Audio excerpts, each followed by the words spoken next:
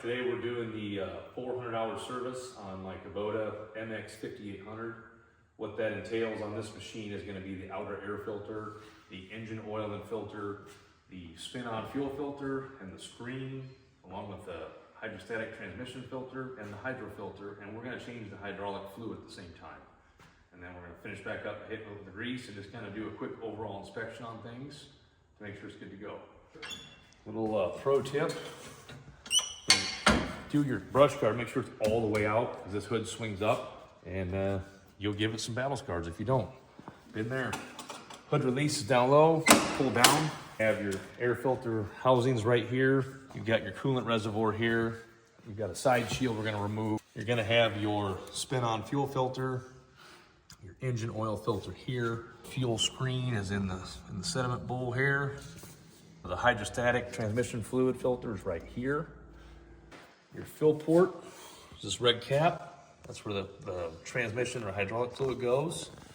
Down here is your sight glass. Then coming around to this side, you've got your other filter we have to get off of here. It's the transmission filter. And then your engine oil dipstick is right here. So as far as tools go, you need a 24mm socket or a wrench, a 19mm, preferably 6-point.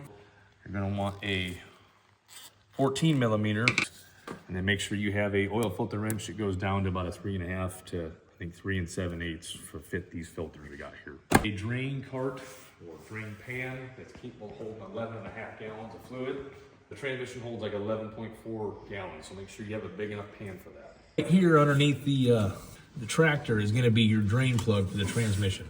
Also, there are 2 bolts here on the bottom of the axle, and you're going to want to drain those as well. They're low points, so we're going to drain the big one first, and then I'm going to drop these and get a little bit of fluid out of there so we can get a complete drain and refill. All right. There's a washer on this too, so be cautious not to lose that. We will be reusing that washer because I didn't get another one. Okay, so this washer's got a rubber O-ring built into it, and you can see there's paint on it. That is going to be paint side down. That's how I took it off. So I'm going to put it back. That should help us not have any leaks. As far as tight on this, I get it where it's just kind of snugged up, and just give it a little bump. I'm sure it's probably like a 25 or 30 foot-pound. You don't need to get crazy, just get it snug. Okay, we're gonna go ahead and open the axle bolts. They're not very tight. Just gonna do them bolts right now. Kind of long-winded, so there we go. We'll let them drain and come back, close them up. We'll wipe these off quick. All right, go ahead and reinstall the drains on the axle. Make sure they're clean of debris, wiped off.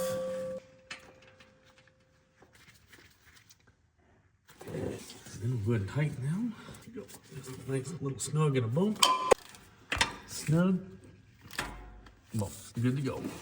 I'm gonna do the filters while I can. I want to get that knocked out. You'll find some of these are extremely tight, especially if this hasn't been changed in the factory and still got gray paint. You're gonna have a bad time. And spin it back a little bit.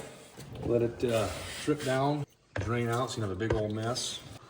Just give it like 2 turns until it quits dripping, then we'll go ahead and swap that out. And take that off.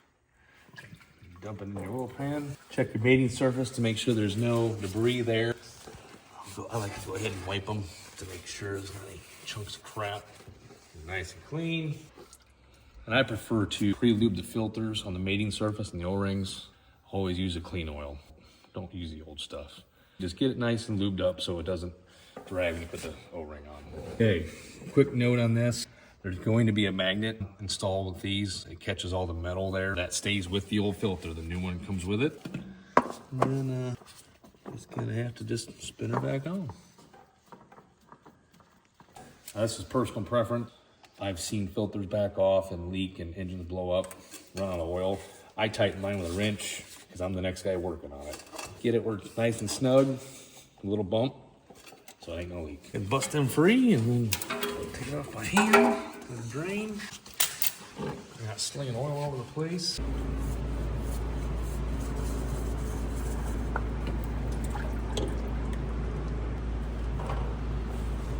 side does not have a magnet on it. We're still gonna clean the junk away from it.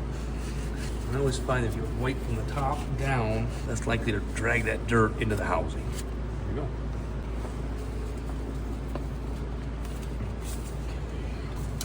Once again, personal preference. There we go. As you can see, the fill port here is not a convenient spot. I cut a milk jug bottom off. We're gonna try and use this to help get that oil in there. So it fits in there decent, leans up against the roll cage a little here, so we're gonna give it a try. For those of you who've never poured a 5-gallon bucket out, I always recommend putting the spout up high. It doesn't spill as bad. So update, the milk jug actually worked pretty well. There's the last drop here. Again, dealing with bulk oil, you might not get it exact, but this is between 11.5 and 12 gallons of fluid I'm putting back in here. And also, I'm not a person that's big on OE stuff, but I would definitely use the Super UDT2 fluid or equivalent. We run a Chevron OE equivalent for Deere, Kubota, Case on the fluid. So that's what I'm doing, but I'm gonna do what the book says. I recommend using the Kubota. Put the fill cap back in, keep all the contaminants out. We got the hydraulic fluid. It's been resting and I think that's about perfect, honestly. This actually took right about 12 gallons. All right, we're gonna go ahead and drain the engine oil now. You've got 2 drain plugs in this pan because the front drive shaft separates it, and you're gonna have to drain both. Otherwise you're gonna have quite a bit left actually. Nice steady stream, copper washer. We're gonna reuse that. Yeah, we'll let that drain.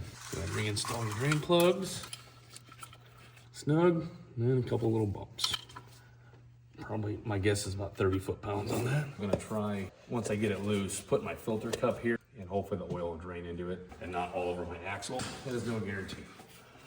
Okay, filter cup, right underneath the housing. Couple turns here. There we go. That in your drain pan, and then go get the filter. Okay, gonna prep the filter again, clean oil, get it on the gasket, that's ready to go. Wipe it from the top down. We'll go ahead and reinstall.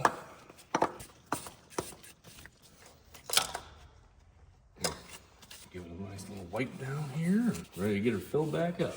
So here's your oil fill port. And I've got a jug with a spout, otherwise you can have to use a funnel. Calls for 7.4 quarts. We're gonna put 7 in check. Should have about 7 quarts in there right now. We're gonna go ahead and start it up and check it.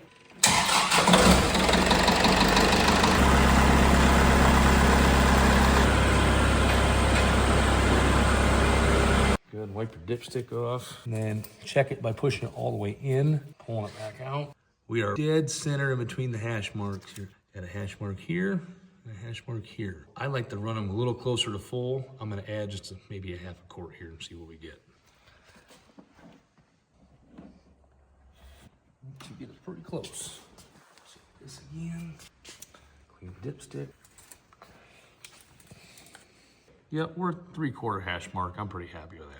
We're gonna go ahead and change this screen. Flip your fuel lever to off. I believe this is gravity fed setup here. And then we're gonna go ahead and break that free without breaking the housing. Open that up. Oop. Down she goes. Definitely recommend putting your drain pan underneath like I did. If you look in here, got some junk, sediment, whatnot. Blast it out with some brake clean. A little spray, dump it out. I would wear safety glasses because it likes to spray back. And brake clean your eyes is no fun. Got your new screen here. Make sure you clean off the mating surface of this O-ring. Got your red float in there, spring. Drop that in there. Put your lock nut on like so. Reinstall.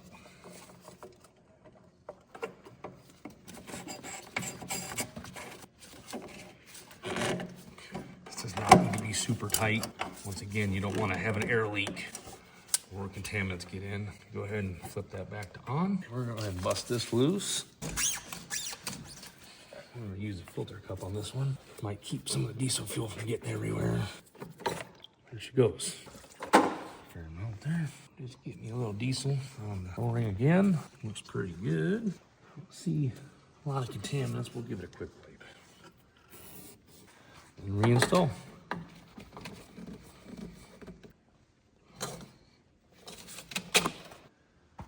Use the key to hit a fuel pump kick in, and it's gonna start pulling. Now it's gonna start filling the other filter. I'm gonna let that run for 15 seconds. I'll go through the cycle again and start.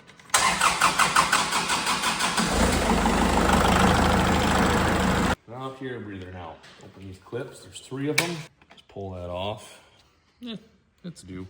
Inner looks pretty good. I'm gonna take a rag and wipe the housing down and get the heavy dust out and go ahead and pop the new one in. All right, so just kind of slip it over the inner and you're gonna kind of feel around where it's gonna seat and just make sure you get it good and tight so the dust isn't gonna leak past it. Important thing is put your dust boot to the bottom. That way the dust will collect in it. Make sure it clips in nice and snug. Check for fit and you're good to go. Get this side installed. Close the back up. I'm gonna put grease in it. Send it. All right, we're gonna shoot some grease in the front end here. And then down here on the pivot for the axle. And then back here on the back side of the axle for the pivot. Get this in. And then I already got the other side of the axle right here. So those 4 main ones, and then of course your loader, but if you don't have a loader, you don't have to worry about that.